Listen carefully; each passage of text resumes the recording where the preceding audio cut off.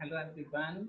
Once again, I welcome you all in my next lecture. That is the lecture number 2 of chapter 1, that is accident base.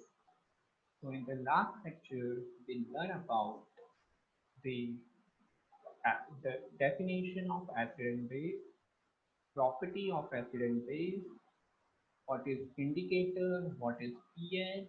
I hope you all are understand well. So today we are just continuing the remaining part of the chapter accident base. So today we are going to discuss about the various types of compound, their preparation, their usage, their chemical formula, their molecular structure, their molecular formula, their chemical names, their common names, and the preparation and the uses is all the things we are going to discuss one by one today. Okay. So let's begin with our first compound, that is NaCl. It's not a compound, it's just like a raw material. So what is NaCl? As you know, we have already studied in the last lecture. It is an important raw material for making sodium hydroxide, baking soda, washing soda, bleaching powder, etc.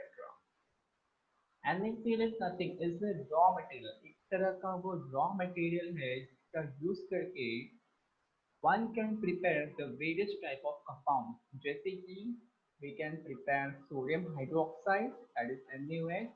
You can also prepare the baking soda, washing soda, bleaching powder, etc. These are the compounds where NaCl act as a raw material. इसको preparation के लिए NaCl का होना बहुत compulsory है, then this compound are able to prepare.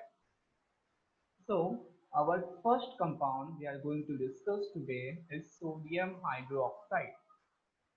So what is the chemical name? The chemical name of this compound is known as the sodium hydroxide. Their chemical formula is NaOH, and let's begin with the preparation. So in the examination of 10th degree C, always they are asked the question like this: he write the chemical name, chemical formula, preparation and useful of this compound. एक particular compound का नाम दे देंगे, suppose NaOH लिख देंगे, and they will ask कि उसका chemical name क्या है, formula क्या है, preparation क्या है, इसकी uses क्या है, इस तरह के वो question पूछते हैं. तो यहाँ पे सोडियम हाइड्रोक्साइड जो है उसका केमिकल नेम है सोडियम हाइड्रोक्साइड ही होगा, and chemical formula it is NaOH. Now we are going to see उसका प्रिपरेशन कैसा होता है, how you can prepare the NaOH, that is sodium hydroxide. For the preparation of sodium oxide, we are using one process that is known as the chlor-alkali process.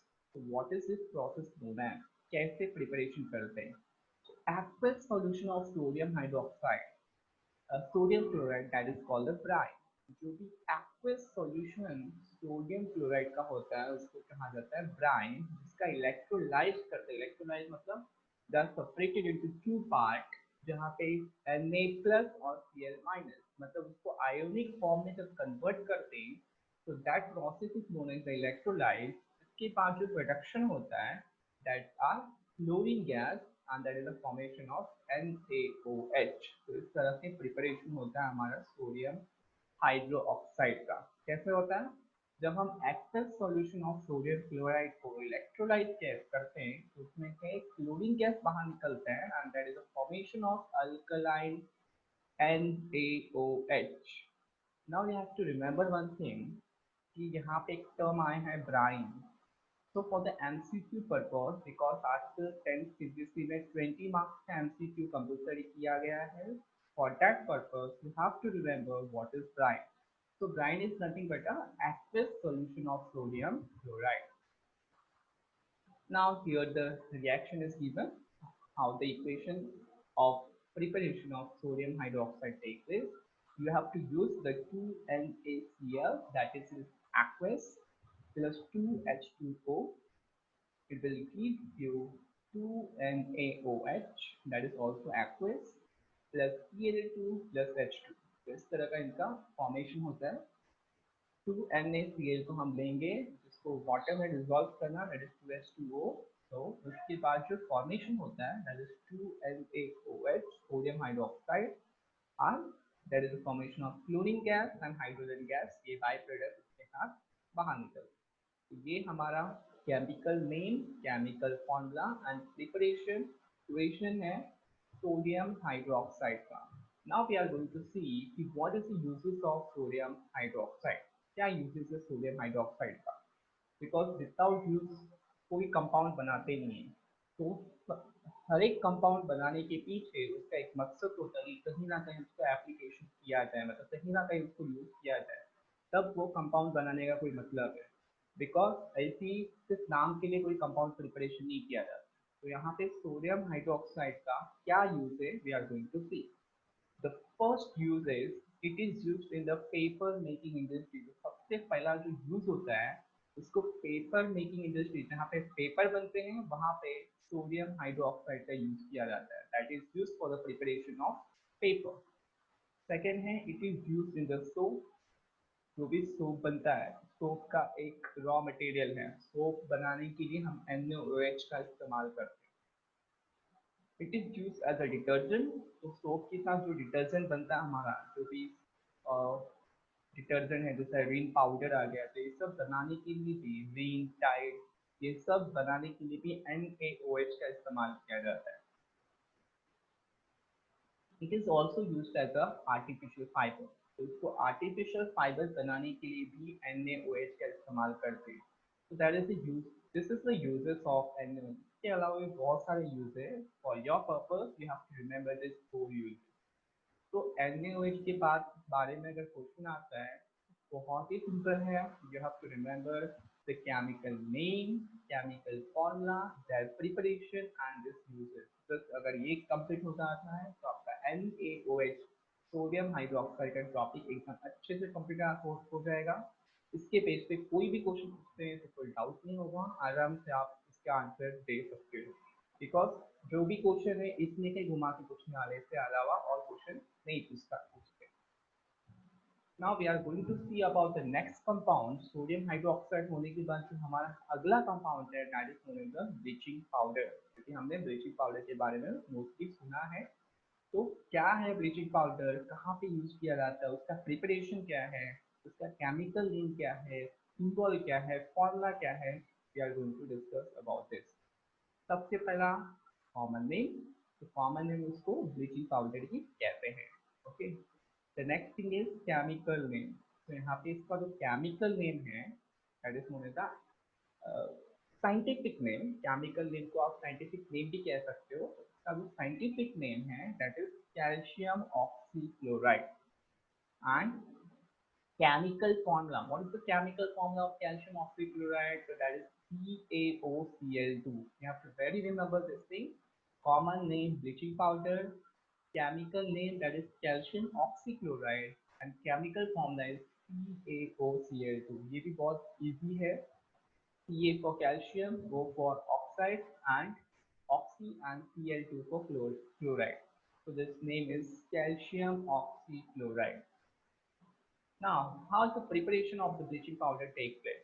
ये तो हो गया उसका description, जिसमें हमने कॉमन नेम, केमिकल फॉर्मूला क्या होता है उसके बारे में डिस्कस किया। Now how does the preparation of bleaching powder take place? Bleaching powder का प्रिपरेशन कैसा होता है? We are going to see that it is prepared by the action of chlorine on dry flat lime at calcium hydroxide। यहाँ पे with the help of chlorine, इसका जो calcium hydroxide के ऊपर क्लोरीन का जो एक्शन होता है, because of that that is the preparation of bleaching powder.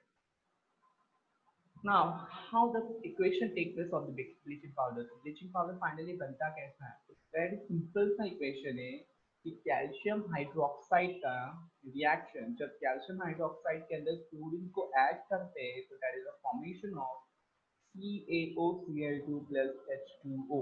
तो बहुत सिंपल सा इक्वेशन है, बहुत सिंपल सा प्रिपरेशन है कि कैल्शियम हाइड्रोक्साइड के अंदर जो क्लोरीन ऐड किया जाता है, that is a addition of chlorine, तो there is a formation of calcium oxychloride and by product में वाटर मॉलिक्यूल बाहर निकलता है. So after that we are going to see the uses of bleaching powder. बहुत simple सा है. Chemical name, chemical फॉर्मूले, उसका कॉमन नेम, प्रिपरेशन, इक्वेशन. अभी हम ये स्टडी करने जा रहे हैं कि ब्लीचिंग पाउडर का क्या यूजफुल है, ब्लीचिंग पाउडर को हम कहाँ पे यूज करते हैं. So first is it is used in the bleaching cotton and linen in the textile industry. So most of the जो इसका एप्लीकेशन है, इसको ब्लीचिंग कॉटन, कॉटन को अगर ब्लीच करना है, साफ करना है, क्लियर करना है, तो कॉटन को क्लीननेस करने के लिए ब्लीचिंग पाउडर का इस्तेमाल करते हैं. टेक्सटाइल इंडस्ट्री में लिनिन को क्लीन करने के लिए वहाँ पे लिनिन को बाहर निकालने के लिए प्रॉपरली वहाँ पे इसका इस्तेमाल किया जाता है. Bleaching wood pulp in the paper industry, paper industry में ब्लीचिंग का ब्लीचिंग यूज किया जाता है. वुड पल्प से जो पेपर बनाया जाता है उसमें इस्तेमाल किया जाता है. Bleaching wash cloth in the laundry, अगर कोई कपड़े पे दाग लग जाना तो उसको ब्लीचिंग यूज करके लॉन्ड्री में उसको धोया जाता है. उस तरह के ब्लीचिंग का हम इस्तेमाल करते हैं टेक्सटाइल इंडस्ट्री में, फिर पेपर इंडस्ट्री में, फिर क्लोथ को वॉश करने के लिए इन द लॉन्ड्री. ना oxidising agent used as a oxidizing agent as a chemical industry. So most of the chemical industry में इसमें oxidizing agent के तौर पे bleaching powder का इस्तेमाल किया जाता है. Now what is disinfectant of water? तो बैक्टीरिया और जो भी माइक्रो ऑर्गेनिज्म होते हैं तो उससे फ्री करने के लिए हमने देखा है most of the bleaching powder जो टॉल्स होता है उसके अंदर वो ब्लीचिंग पाउडर इस्तेमाल करते हैं. तो this is also use for the disinfecting water. जो ड्रिंकिंग वाटर हमें अगर clean, free of bacteria, free of micro organism के लिए इसका इस्तेमाल किया जाता है मोस्ट ऑफ द प्लेस. तो this are the uses of bleaching powder. तो यहाँ पे बहुत ही सिंपल सा हमने कंपाउंड का प्रिपरेशन, उसका chemical name, chemical formula, common name, preparation और उसका यूज क्या है हमने स्टडी किया. This is a very simple process. आप एक के बाद एक जाओगे तो बहुत इजी है इसको रिमेम्बर करना, और एक बार ये हमारे दिमाग में गया तो उसके बाद इसके बेस पे कोई भी क्वेश्चन पूछेंगे तो हमें कोई डाउट नहीं होता है. You can easily give each and every answer. Now the next compound is known as the baking soda. ये बहुत ही फेमस कंपाउंड है baking soda, because most of the घर पे किसी चीज को मतलब फूड आइटम्स को बनाने के लिए mostly people are using the baking soda. जैसे स्पॉन्जी, फ्लफी, इस तरह का अगर कुछ फूड पार्टिकल बनाना है तो उसके लिए we are using the baking soda. उसका कॉमन नेम बेकिंग सोडा. तो उसके बारे में हम स्टडी करते हैं बेकिंग सोडा है क्या. Common name baking soda. Chemical name is sodium hydrogen carbonate. So you have to remember chemical name of baking soda is sodium hydrogen carbonate and chemical formula is NaHCO3. Okay, so this is a common name, chemical name and chemical formula of baking soda. Now how the preparation of the baking soda takes place. Preparation of baking soda, कैसे बनाते हैं baking soda. तो यहाँ पे जो raw material use करते हैं that are different type of raw material use in the preparation of baking soda. इसमें 4 टाइप के रॉ मटेरियल रिक्वायर होते हैं बेकिंग सोडा को बनाने के लिए. अब वो 4 टाइप के रॉ मटेरियल क्या है. तो NaCl तो इम्पॉर्टेंट है बिकॉज हमने NaCl के बारे में ऑलरेडी स्टडी किया कि हर एक कंपाउंड को बनाने के लिए NaCl act as a raw material. तो यहाँ पे NaCl तो है ही, उसके अलावा you can use the ammonia, ammonia compulsory, water और CO2. तो ये 4 important raw material required है for the preparation of baking soda. Now see the equation किस तरह से बनाते हैं. तो जब NaCl, water, CO2 and NH3 ये चारों का कॉम्बिनेशन किया जाता है, दिस आर द 4 रिएक्टेंट, ये आपस में रिएक्ट होते हैं और रिएक्ट होने के बाद there is a formation of ammonium chloride और सोडियम हाइड्रोजन कार्बोनेट. ओके, तो जब ये चार रिएक्टेंट कंबाइन होते हैं तो हमें जो प्रोडक्ट मिलता है that is sodium hydrogen carbonate, और उसमें जो बाय प्रोडक्ट होता है that is known as ammonium chloride. This is how we can prepare the sodium hydrogen carbonate, that is baking soda. You have to remember there is a four reactor required for the preparation of sodium hydrogen carbonate. Now we are going to see as usually कि सबने uses, because अगर हम preparation कर रहे हैं तो जैसा मैं बताया कि कोई भी केमिकल जब बनाया जाता है तो उसके पीछे जो मेन मकसद होता है दैट इज का एप्लीकेशन। अगर हमने केमिकल बना लिया उसका कोई एप्लीकेशन नहीं है तो उसका कुछ यूज नहीं है। तो हर एक केमिकल प्रिपरेशन के पीछे उसका कुछ ना कुछ यूजेस होता है। So we are going to see what is the uses of baking soda.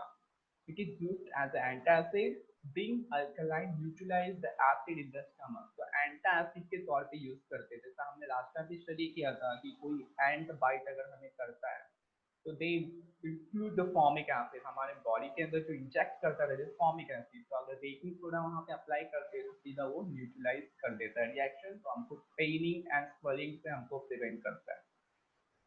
अगर हमारे स्टमक के अंदर एक्सेस ऑफ एसिड अगर जमा होते हैं तो उसके लिए भी you can use the baking soda. Baking soda is a base, और यू नो कि एसिड और बेस जब आपस में रिएक्ट करते हैं तो that is the formation of salt and water. तो हमारे स्टमक के अंदर जो एक्सेस ऑफ एसिड है तो उसको न्यूट्रलाइज करने के लिए भी we are using the and baking soda. Used in soda acid fire extinguisher, तो इसको फायर एक्सटिंग्विशर के लिए भी यूज किया जाता है। Use for making baking powder, तो इसको बेकिंग पाउडर बनाने के लिए भी मोस्टली यूज किया जाता है।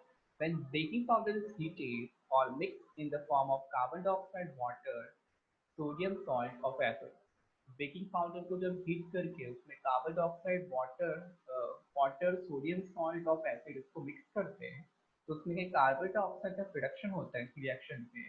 और जो कार्बन डाइऑक्साइड जो प्रोड्यूस होता है that is useful for making the cake fluffy soft and spongy. जो हम केक खाते हैं केक काफी सॉफ्ट होता है, काफी फ्लफी होता है और काफी स्पॉन्जी होता है।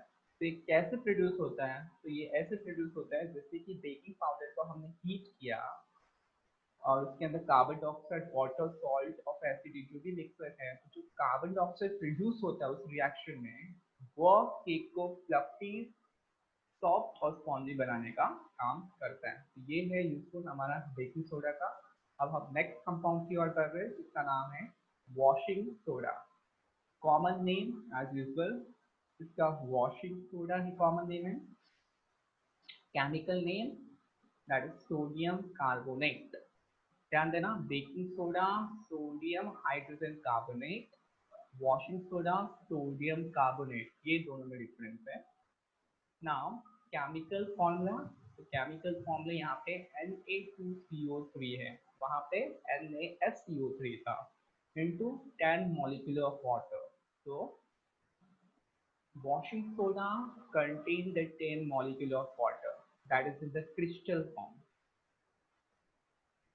Now how the preparation of washing soda takes place?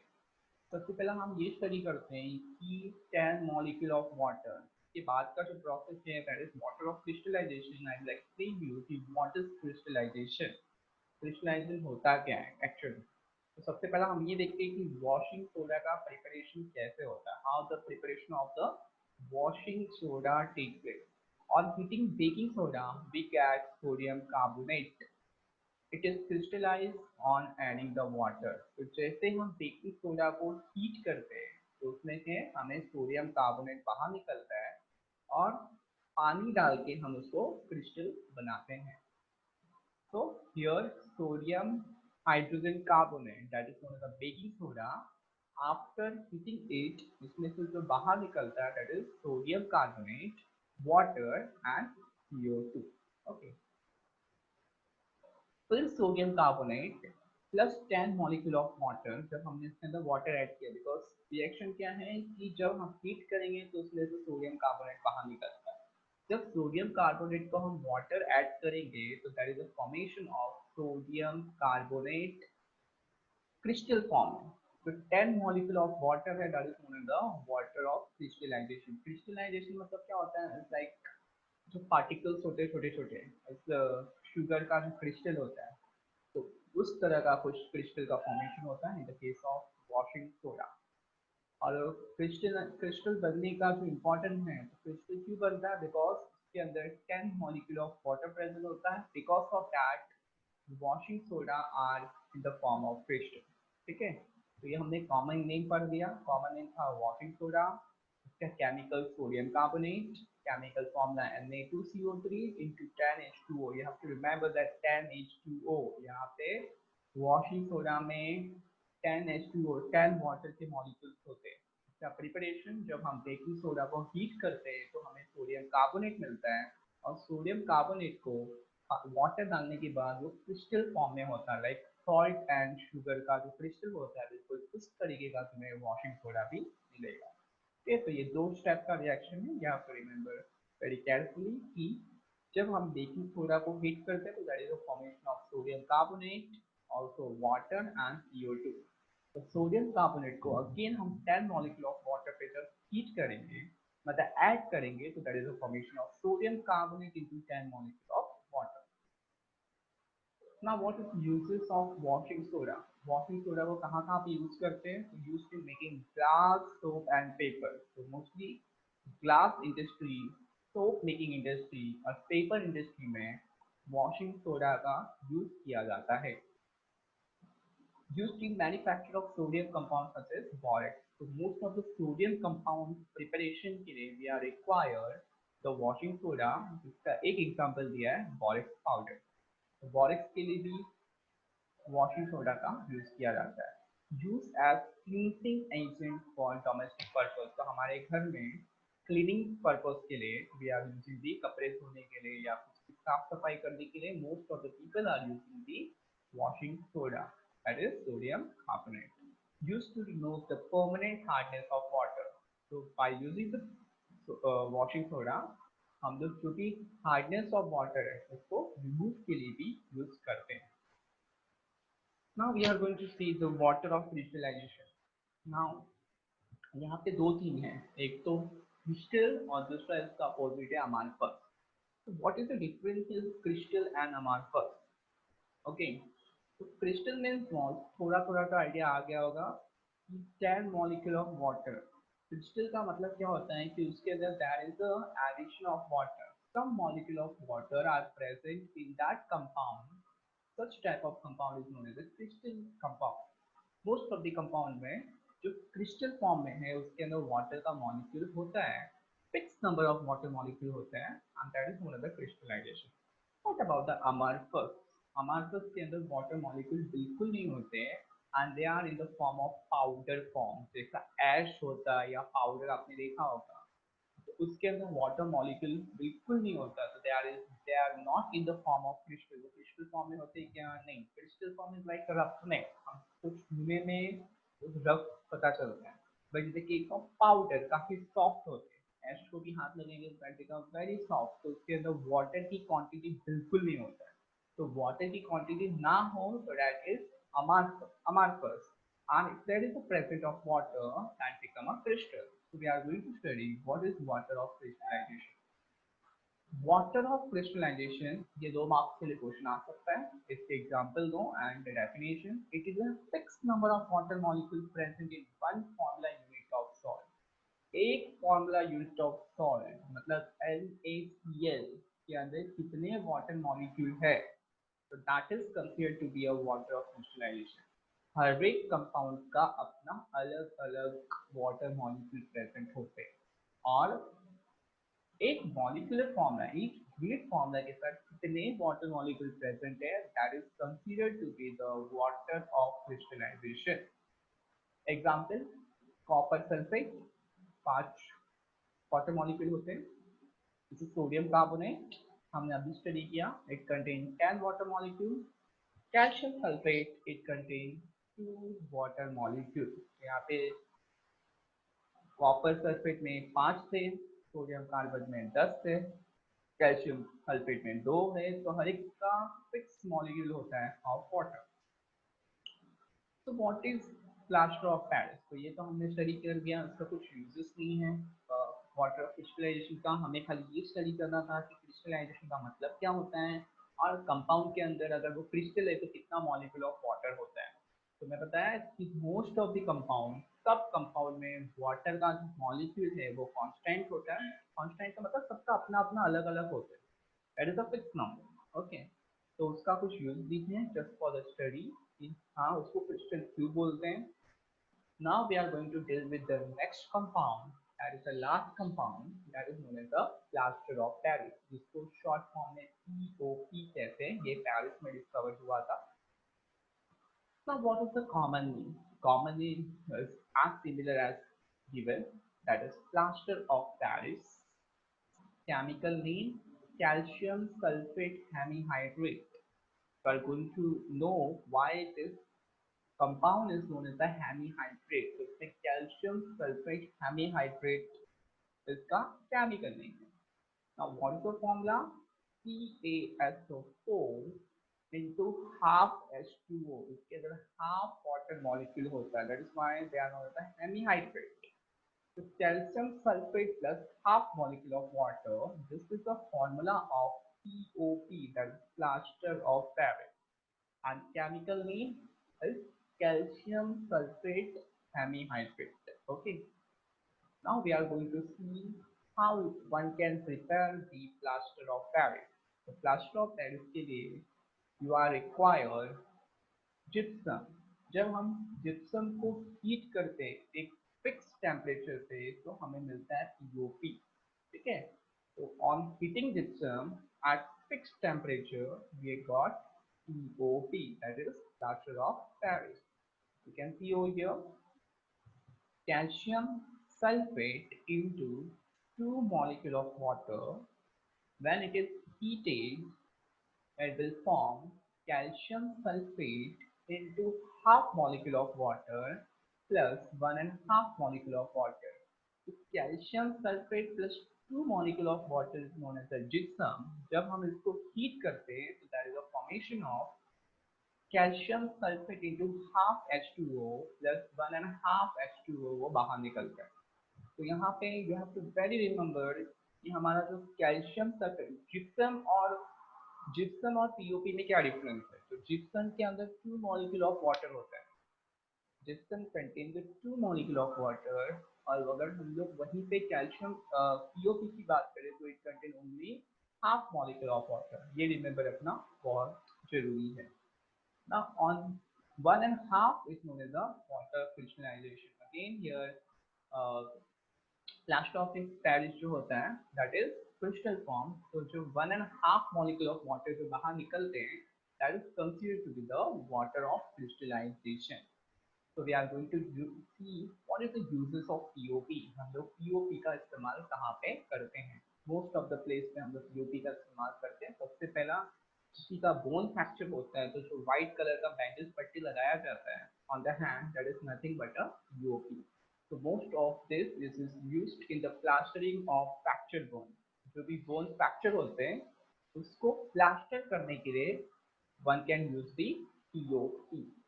The next thing, POP is mixing water with water, change the gypsum and fed into the heart of solid mass. तो हमने देखा है जैसे पीओपी पे हम water का इस्तेमाल करते हैं तो दैट बिकम अ हार्ड। पहला क्या होगा, उसके अंदर से कैल्शियम कार्बोनेट कैल्शियम के पूरे चूने की तरह निकलता है, उसके बाद धीरे धीरे वो हार्ड होना शुरू हो जाता है। ठीक है, और एकदम सॉलिड बन जाता है, lead to the solidification. Used in making toy, decoration material and the rough surface smooth, they are mostly used for making the different type of toy बनाना है तो उसका इस्तेमाल करते हैं।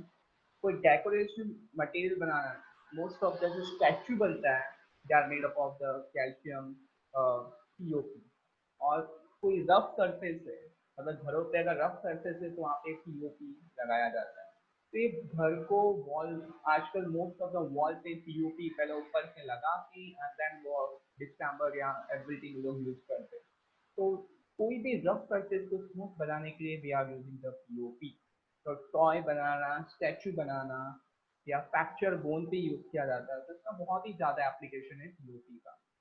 Now there are lot of questions I see in the book, but out of that I have selected the two questions क्योंकि मुझे लगा this question are very important, तो थोड़ा सा इसके बारे में डिस्कशन करते हैं कि आखिर वो दो क्वेश्चन क्या हैं। तो सबसे पहला क्वेश्चन जो है that is why does distilled water not conduct electricity whereas the rain water does। एक important question है कि क्यों distilled water में इलेक्ट्रिसिटी कंडक्ट नहीं होता है और रेन वाटर में होता है, इसका क्या आंसर होगा। तो इसमें पहला हमें क्वेश्चन समझने हैं कि what is the meaning of the question. यहाँ पे दो टर्म है, distilled water. What is the meaning of distilled water. Distilled water का मतलब होता है free of ion. You have to remember कि इलेक्ट्रिसिटी कंडक्ट होने के लिए पॉजिटिव नेगेटिव आयन का होना बहुत कंपलसरी है।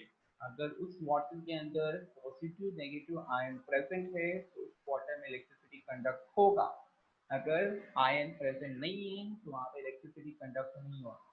क्योंकि डिस्टिल्ड वाटर के अंदर कोई आयन प्रेजेंट नहीं होते हैं तो यहाँ पे इलेक्ट्रिसिटी कंडक्ट नहीं होती। रेन वाटर के अंदर आयन प्रेजेंट होते हैं, दैट इज वाई वहाँ पे इलेक्ट्रिसिटी कंडक्ट होता है।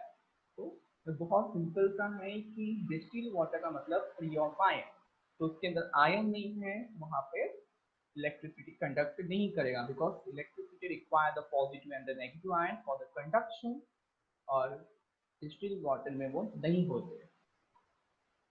Distilled water is a pure water and it does not form iron, whereas rainwater contains impurities in it like acid, which contain iron and release them when dissolved in water। समझा। तो distilled water को हम pure water कहते हैं because उसके अंदर कोई भी आयन नहीं होता है। वहीं पे रेन वाटर की बात करें तो वहाँ पे इम्प्योरिटीज होता है। ठीक है, उसके अंदर कुछ एसिड मिलते हैं, जैसे वो नीचे गिरता है तो उसके अंदर बहुत सारे डस्ट पार्टिकल्स डिजॉल्व हो जाते हैं, तो इस तरह से वो डिस्टिल्ड वाटर नहीं होता, that is not free from the ion. Hence, there are no ions in the distilled water, so electricity is not conducted with iron, and that is the rainwater, so electricity is conducted। तो इसलिए ion ना होने की वजह से distilled water में electricity conduct नहीं होता है। In the case rain water में आयन प्रेजेंट होते हैं, that is why rainwater must conduct the electricity। Okay, this is the very important question for 2 या 3 marks जो कि मुझे important लगा, so I selected this question। Now next one more important question which is very important for 2 or 3 marks, especially board exam वाले ज़्यादा choice करते इस question को। Why acid could not show acidic behavior in the absence of water। अगर water ना है तो acid अपना एसिडिक बिहेवियर शो नहीं करता है। Why, what is the reason. अगर एसिड या बेस अगर वो पाउडर फॉर्म है उसको वाटर के अंदर डिजोल्व किया ही नहीं तो वहाँ से H प्लस आयन निकलेगा ही नहीं, OH माइनस आयन निकलेगा ही नहीं। तो for showing the acidic behaviour ये बहुत इंपॉर्टेंट है कि हम उसको पानी के अंदर डिजोल्व करें because according to the definition हमने क्या बोला था कि कोई भी सब्सटेंस को वाटर में डिसॉल्व करते हैं then there is a release of H plus ion, तो एसिड कहेंगे। OH निकलता है तो उसको बेस कहेंगे। तो बहुत इंपॉर्टेंट है कि एसिड को अपना अगर अपना बिहेवियर शो करना है तो उसको वाटर के अंदर डिसॉल्व करना है, then it will show that character. Now see the answer. Acid cannot release the H plus ion in the absence of water। of course अगर हम एसिड को एज इट इज रखें और तो उससे H प्लस आयन बाहर नहीं निकलेगा। ठीक है, in the absence of water there is no release of H plus ion. जब हम उसके अंदर वाटर में डालते हैं, जब हम वाटर डिसॉल्व करते हैं so it release the H plus ion, and this is the reason why ashes show the acidic behavior only due to the H plus ion released in the presence of water। Okay, with this we are complete the whole chapter that is acid and base, जिसमें I think you are most clear with the topic। Acid का definition क्या है, उसका properties क्या है, उसका uses क्या है, उसके बाद कैसे आइडेंटिफाई करते हैं उसको, बेस क्या है, उसका रिएक्शन क्या है, रिएक्शन मेटल के साथ कार्बोनेट के साथ उसका रिएक्शन क्या था, ये हमने प्रीवियस लेक्चर में देखा। उसके बाद बेस के बारे में हमने उसकी प्रॉपर्टी स्टडी की कि बेस क्या होता है, उसका डेफिनेशन स्टडी किया, उसका प्रॉपर्टी स्टडी किया। उसका reaction with different molecule of ion के साथ कैसा होता है, दैट इंडिकेटर क्या है, कितने टाइप के इंडिकेटर होते हैं। We also covered the pH value कि पीएच क्या होता है, पीएच का यूजेस क्या है, and in this we are finished the different type of compounds जिसमें NaCl act as a raw material। फिर हमने baking soda, washing soda, calcium oxychloride that is bleaching powder, POP, water of crystallisation, ये सब क्या होता है इसके बारे में हमने स्टडी किया। तो totally we are covered the whole chapter in the two lecture, and my next preparation I will going to start our next topic, which will be shared after 1 or 2 days, that is the life process, where you are going to study the how the life process take place in the living organism में plant और animal के अंदर किस तरह का life process होता है, ये हम आज अपकमिंग लेक्चर जो कि बहुत जल्दी आने वाला है उसके अंदर हम लोग देखने वाले हैं। So thank you very much for watching the lecture.